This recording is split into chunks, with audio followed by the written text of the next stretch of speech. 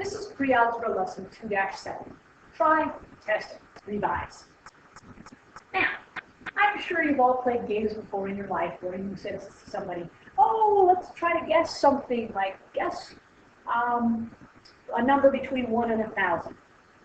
And somebody will guess a number and they'll go, oh, too high or too low, and they'll revise their guess based upon that.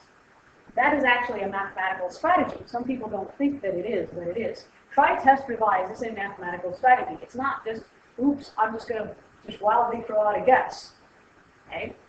Many times, the best way to solve a problem is to make an educated guess. Test your guess, revise your answer, and try it again. It may not be the fastest method, but it's a very helpful method to start if you have absolutely no idea how to set up the problem. Okay, and for now, we're going to do a lot of problems, try, test, revise. Later on, when you get into algebra, you'll learn how to do the same types of problems without try, test, revise. So here we go. The theater club at school puts on a play. For one performance, the club sold 133 tickets and raised $471. Tickets cost $4 for adults and $3 for students. How many student tickets, how many adult tickets do the club sell? So we're going to have to do some guessing. We do know this, and we should organize our, we know the adults are $4, students are $3, and the total number of tickets they sold was 133, and the total number of dollars was 471. So we have to be able to get all of that information into our revision. So I'm going to make an educated guess. Personally, my first educated guess is going to be somewhere around the middle, because that'll tell me a lot. It's going to narrow down what my guesses are by a half, because it's either going to be too high or too low, and from then I can base what I need to do. So I'm going to say I sold half student tickets and half adult tickets. If there's 133, it doesn't divide equally in half, but it's close. So let's say 133, if I divide that by 2, you get 66 and a half. Okay, so I'm going to have 66 for one and 67 for the other. So I like to make this as organized as I can. So I'm going to have adult tickets, student tickets. I'll make a little table, and I'm going to give myself some work room so that I can figure this out. Okay, so if I do a 66 adult tickets and 67 student tickets, remember, adult tickets are $4 each and student tickets are $3 each, and we need $471. Okay, so that'd be 66 times 4 plus 67 times 3. Okay, 66 times 4 is 264. 264. 67 times 3 becomes 721. 20 is 201. To add that together, we're going to get $465. A bit too low.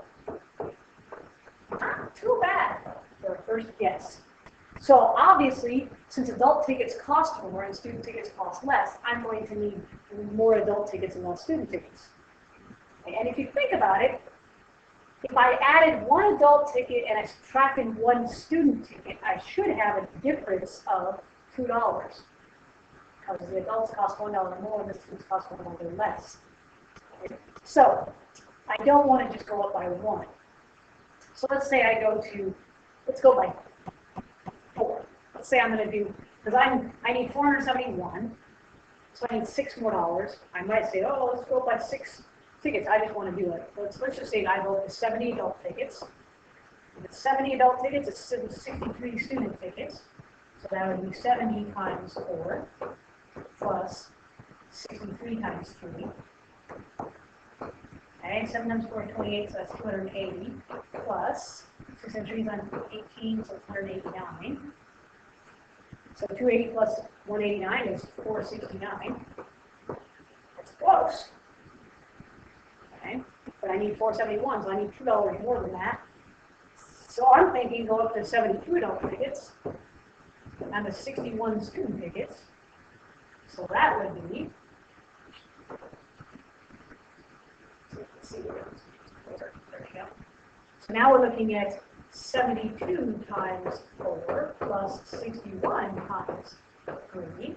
72 times 4, 1428, 88, 61 times 3, 183. If you add that up, you get 471, which is what we wanted. That's what we need. Therefore, we can now look back at this, and it says how many adults tickets and how many student tickets did we sell. So they sold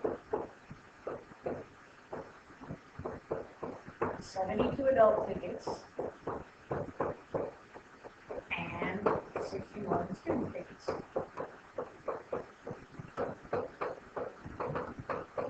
Now, if you do this in an organized fashion, you're probably going to come up with your answer pretty quickly.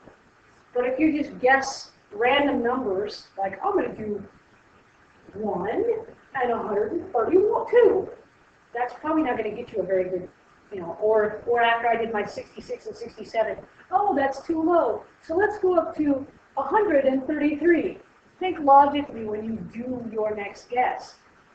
Don't just guess another number. Think about what you have, what you need, and how you're going to get there. If you do it slowly and logically, there's a good chance you're going to come up with an answer. It may take a little bit, but you should come up with an answer. The most important thing is making sure that you pay attention to all the things that you need.